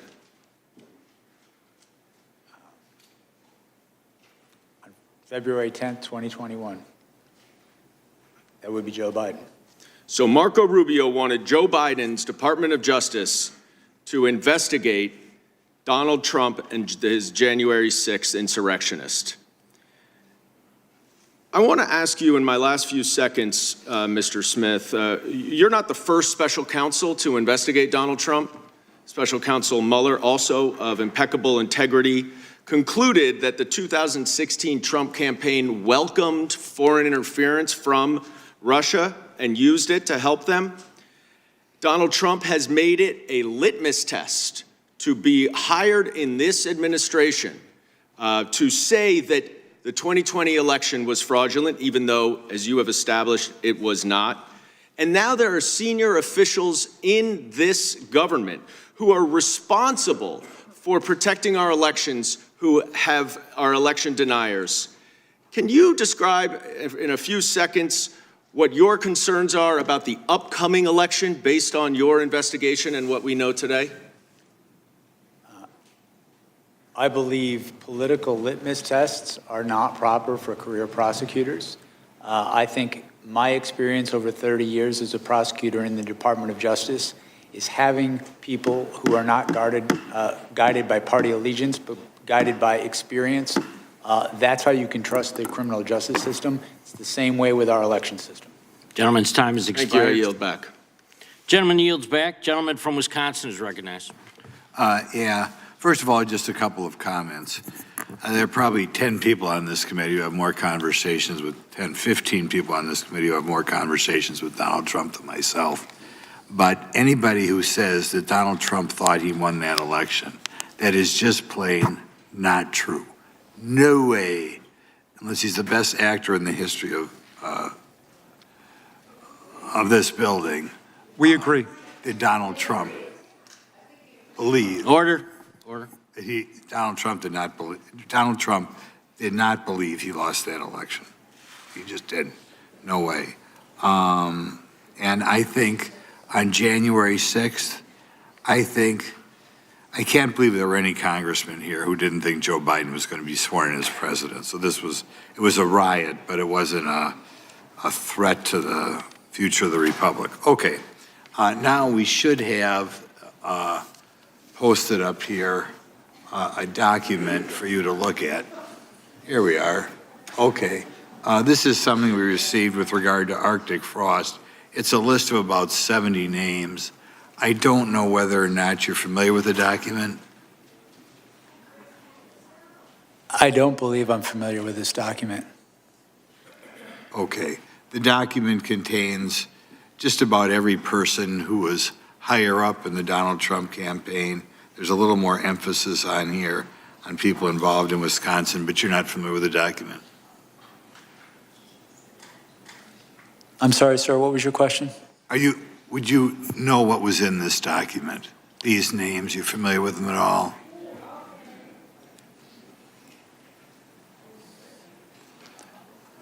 They're under the impression that most of these people, maybe almost all of them, were subpoenaed by you at some time or other.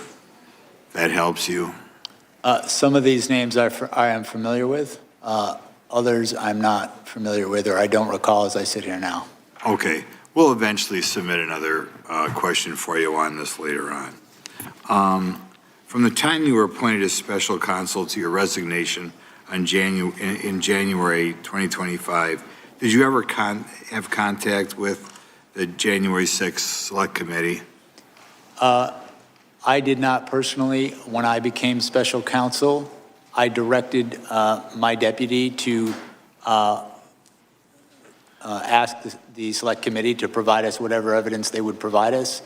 So you directed people to have direct contact? I directed my deputy to make contact to collect evidence from them. And that's J.P. Cooney?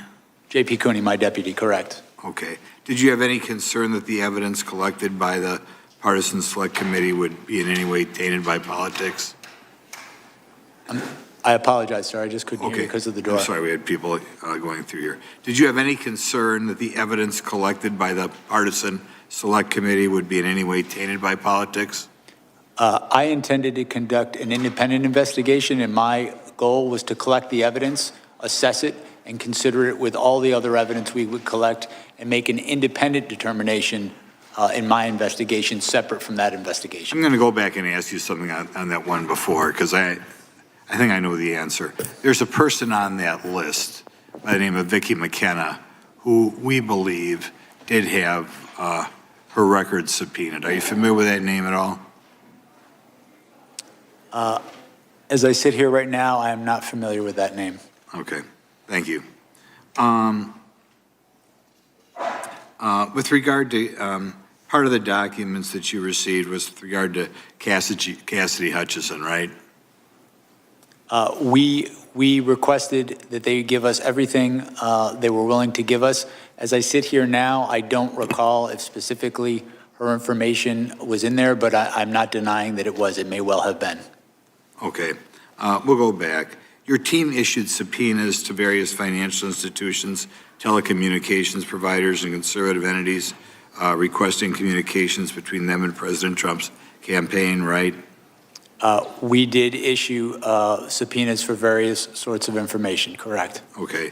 And the bank records, you would say, or we could describe, were fairly broad, the request? We issued subpoenas for certain bank records as part of our investigation, yes. Okay. Shortly after you're appointed, you issued subpoenas to state and local officials for their communications with President Trump, is that correct? And his campaign.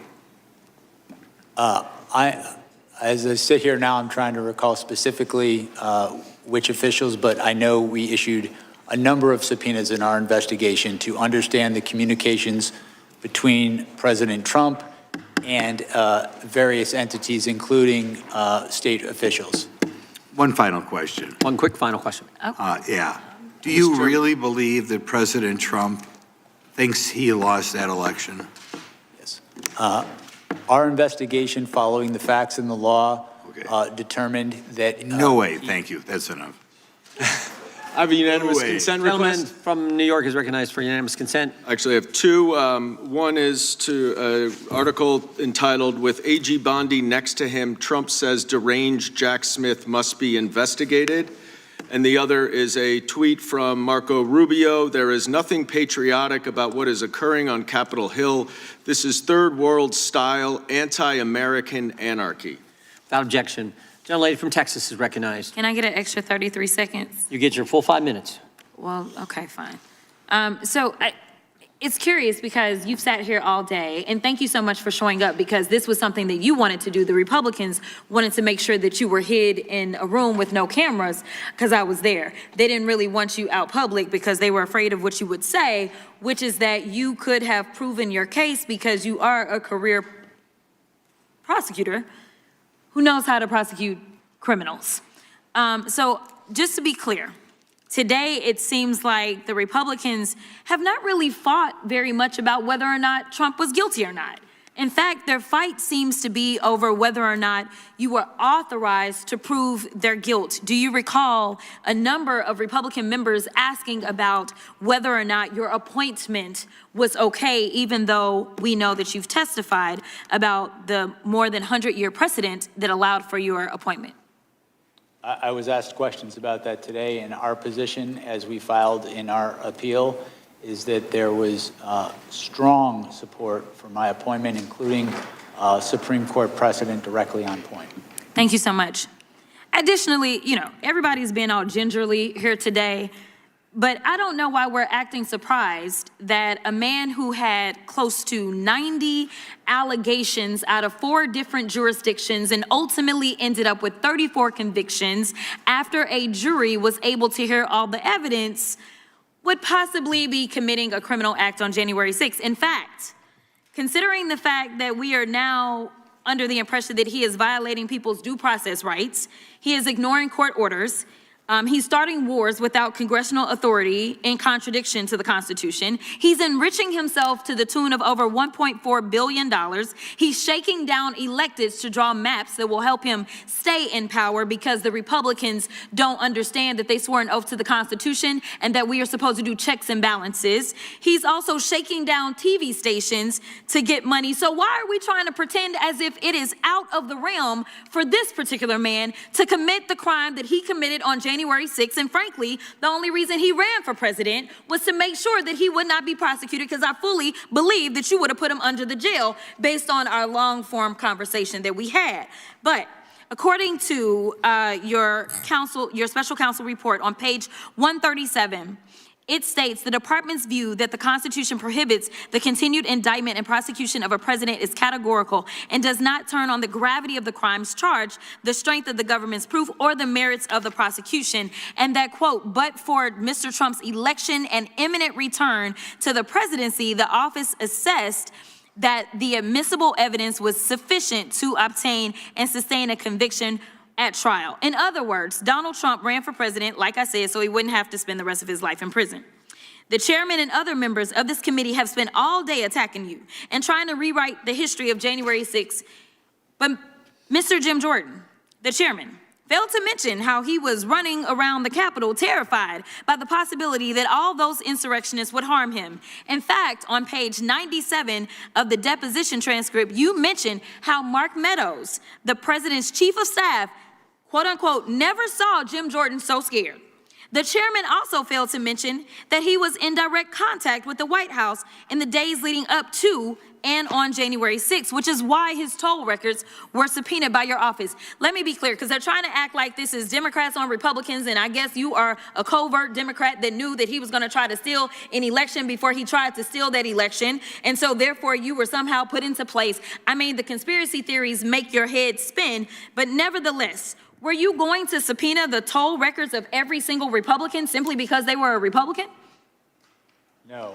We subpoenaed the toll records in the course of this investigation because They were relevant to our investigation. Relevant. Oh, okay. All right. So that means something about facts. So let's talk about facts. Donald Trump lost to Joe Biden, yes or no? That's correct. Okay.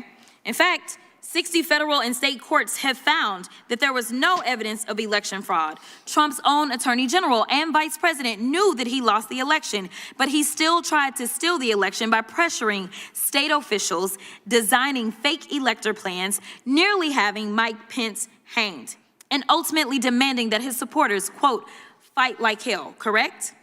Correct. We all saw it happen we all saw what happened once they reached the U.S. Capitol. As your report outlines, President Trump knew that he would incite violence at the Capitol that day. In fact, some of Trump's senior advisors were pushing for violence. For example, page 81 of the report details how co-conspirators number 2, John Eastman, tried to convince Mike Pence to break the law, stating that, quote, violence was necessary. So it isn't just Trump who was responsible for the death of multiple law enforcement officers and the injuries of thousands of people. A lot of Republican members of Congress are also responsible. 147 Republicans voted to overturn the 2020 election results, including multiple members currently serving on this committee, and I will yield. Gentlelady yields. Gentleman from North Carolina is recognized. Thank you, Mr. Chairman. Mr. Smith, we've heard a lot of information that's gone across this day as we've spent it here. We've heard disregard for the First Amendment at times. We've heard talk about solely seeking charges against Donald Trump, obviously targeting. We've talked about the amount of time and reasonable time frame. But I want to ask you for a moment, about some troubling reports that a prosecutor from your office, Jay Bratt, implied to Stanley Woodward that the administration would look more favorably on a judgeship application if he managed to get his client, Walt Nauta, to cooperate against President Trump and to flip on him. And we know this because Stanley Woodward himself came forth with this information. And I guess my question for you, is this appropriate behavior for a special counsel's office to leverage attorneys' future career prospects? Sir, I believe I can answer this question, even though it's regarding the Florida case, because we did filings on it, and I'm not referring to anything in the final report. And my answer to you, sir, is that when I was first notified about this issue, which was 9 months after it allegedly occurred, this is alleged to have occurred before I was even special counsel, what I did is I directed my deputies to look into it. We made sure the person involved self-referred it to OPR, and then we did a filing to the court. There was a motion by President Trump's attorneys. We responded and we laid out our position, and our position was that I did not believe that that allegation was credible. At best, it was a misunderstanding because the people in the room did not understand any threat to be made. Even Mr. Woodard, in his allegation, claimed it was only an inference. 9 months went by where we interacted with Mr. Woodard, in which we had no hearing of a complaint. When the complaint was raised for the first time, which was on the eve of that indictment being brought, it was raised in the guise of asking the court to delay the indictment while an investigation of it happened. So I take allegations of misconduct very seriously. I would not want any of my attorneys threatening anybody. Ultimately, when I looked at this, I did not credit it, and we responded with our position in court. But we also, it was clear that it was referred to the Office of Professional Responsibility, which is what good prosecutors do in that situation. Well, again, to say that you didn't consider it to be credible, I guess we have the United States Associate Attorney General, Stanley Woodward, who claims that this threat was made to him, and I don't see what he would stand to gain from not telling the truth there. And I understand that you tasked 2 of your attorneys with investigating those statements made by Bratt, but given the amount of publicity and the scrutiny that was surrounding this entire investigation, why in the world did you not initiate an independent investigation into these very alarming allegations? Well, 2 points there. You stated that why would he do this? When he made the allegation, when this allegation first came from President Trump's attorneys and then days later from Mr. Woodard, he did ask for the indictment to be put off in result of this. So there was a thing he was asking for in result. And with respect to an independent investigation, that's exactly why you refer this to the Office of Professional Responsibility. They conduct an independent investigation outside of my office. Well, let me just say, for 4 years, we watched the Biden administration politicize and weaponize the Department of Justice. From going after pro-life activists to spying on faithful Catholics, the Biden administration showed disregard for impartiality. And this blatant disregard was perhaps no clearer than in the targeting of President Trump. We've talked about it all throughout this day. They knew they couldn't beat him at the ballot box, so they pursued alternative options. And I'm grateful for this committee's efforts today to investigate this conduct to ensure accountability. And while elections are not akin to jury trials, I feel strongly that the results of the 2024 election sent a clear message about how the American people feel about these politicized charges. And I think they absolutely made a difference in those 24 elections. And with that, Mr. Chairman, I yield back. Gentleman yields back. The gentleman from Missouri. Mr. Chair, I actually have a UC. Gentleman is recognized. This is, let's see, I asked unanimous consent to enter into the record this DOJ press release titled "Houston Man Sentenced to Prison for Assaulting Law Enforcement with Dangerous Weapons During January 6th Capitol Breach." Without objection. My second one is I asked unanimous consent to enter into the record an article titled "They Ransacked the U.S. Capitol and Want the Government to Pay Them Back," published by the Washington Post, January 21st, 2026. Without objection. Gentleman from Missouri is recognized for 5 minutes. Thank you, Mr. Chairman. Mr. Smith, after indicting the leading Republican candidate for the President of the United States on August 1st, 2023, you asked for a trial date of January 2024, just 5 months later. During your deposition, you did not dispute that that would have given Trump's legal team just 5 months to review 13 million pages and thousands of hours of video evidence, working out to nearly 100,000 pages per day.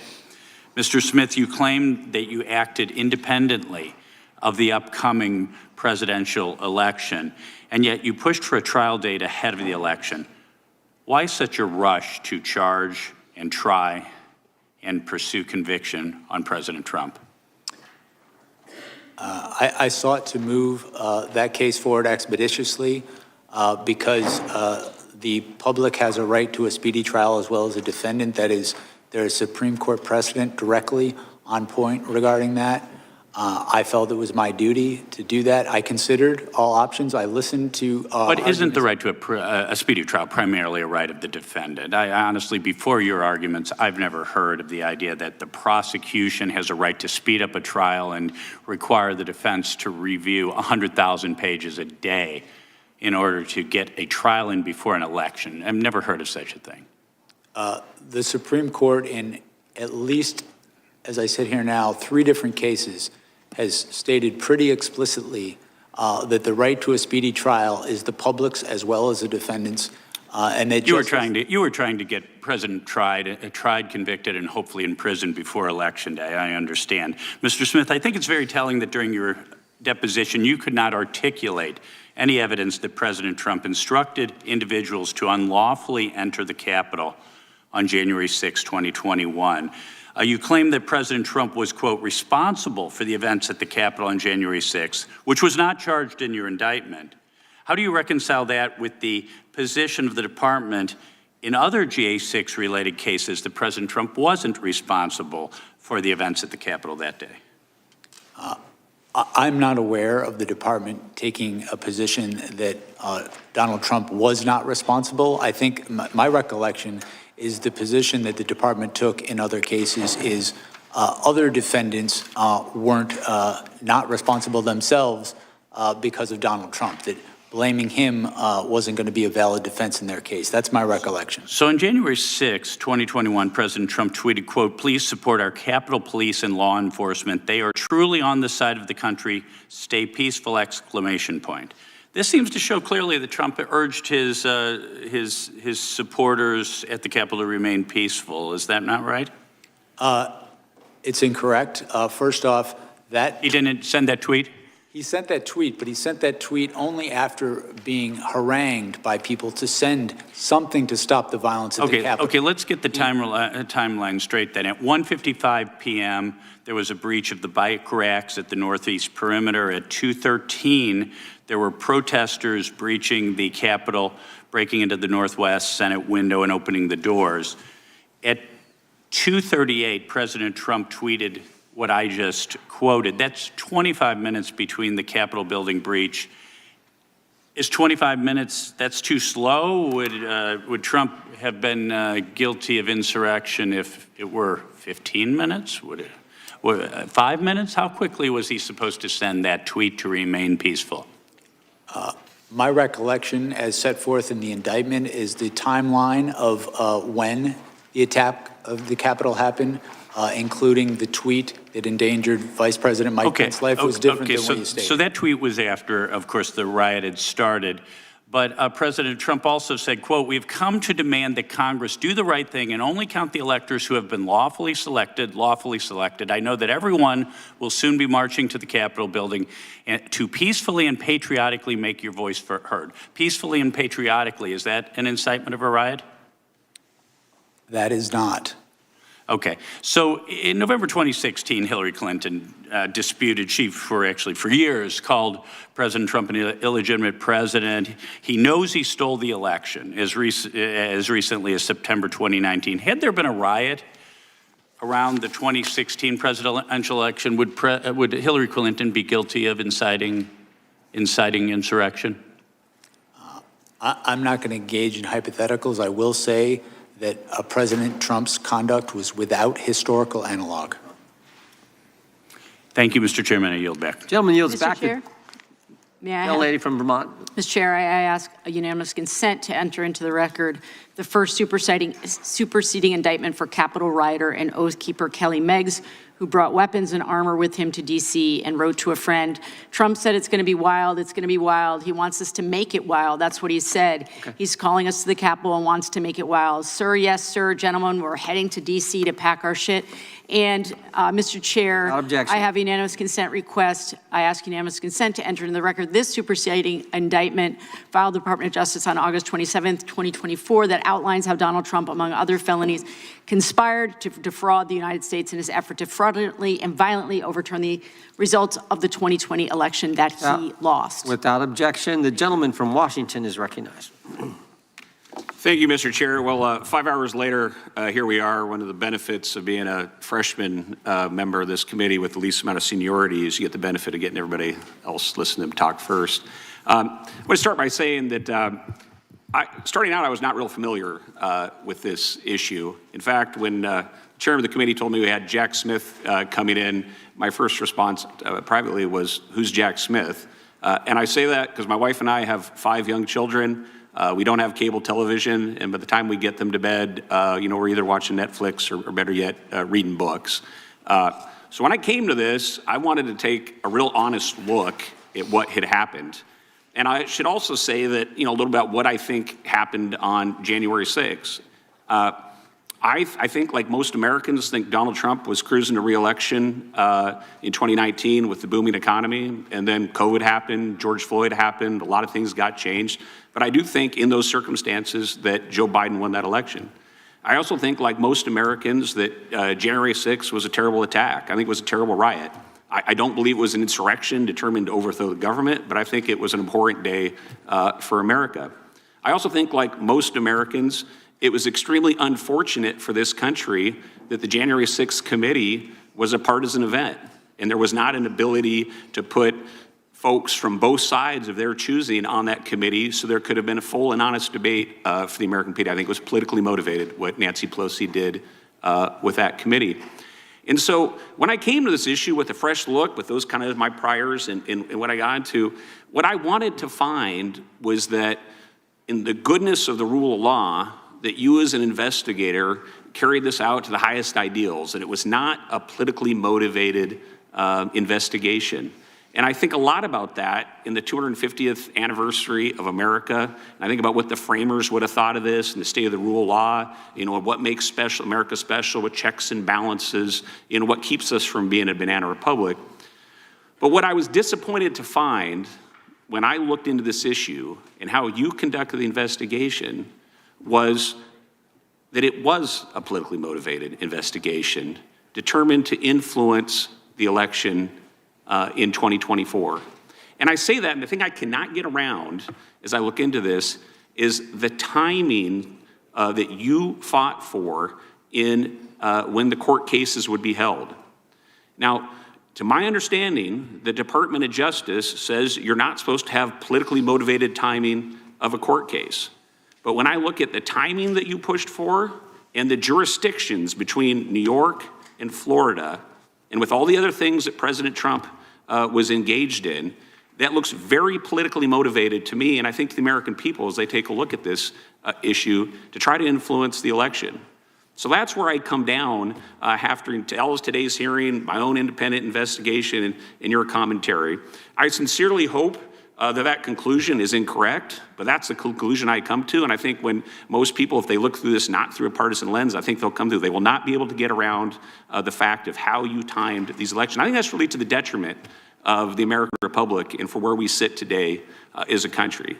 And so my one question for you, Jack Smith, is are you familiar with the Vietnamese city of Ben Tre? I am not. Well, Ben Tre was the site of an intense firefight in early 1968.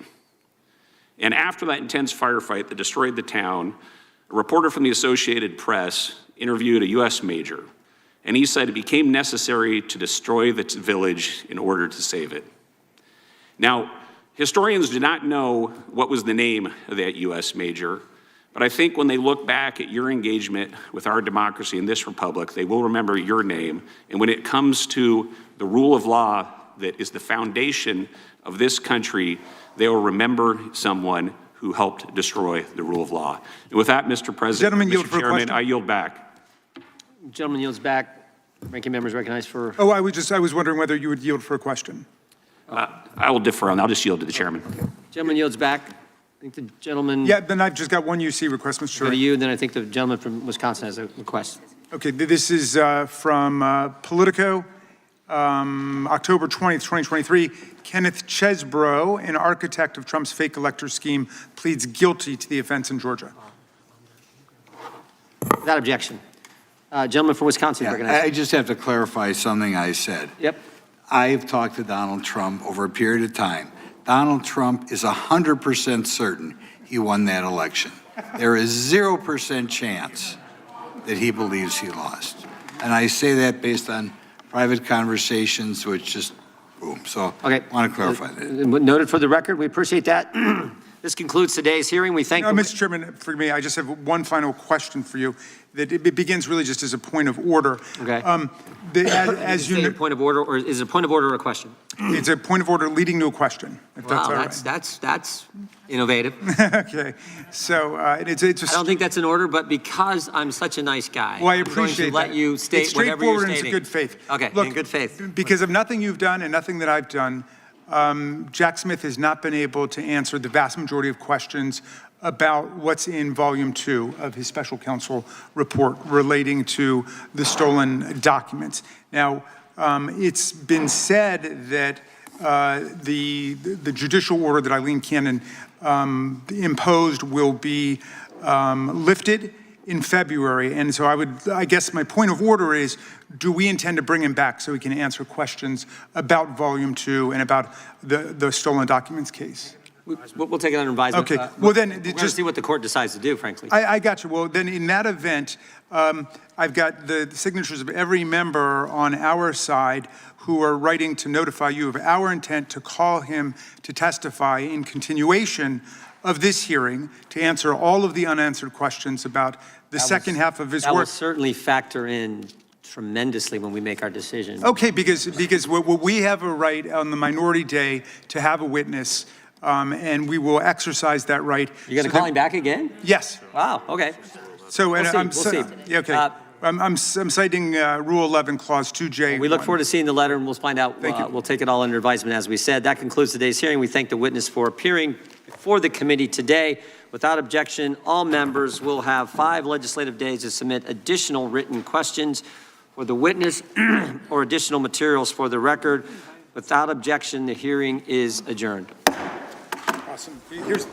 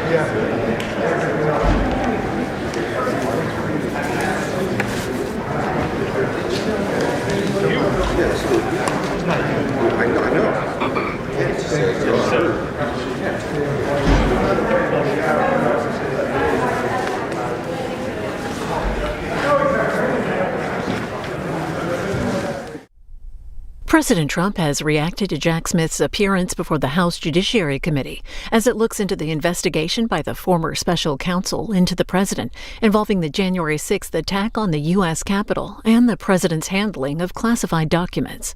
The president posted this while the hearing was ongoing. Deranged Jack Smith is being decimated before Congress. It was over when they discussed his past failures and unfair prosecutions. He destroyed many lives under the guise of legitimacy. Jack Smith is a deranged animal.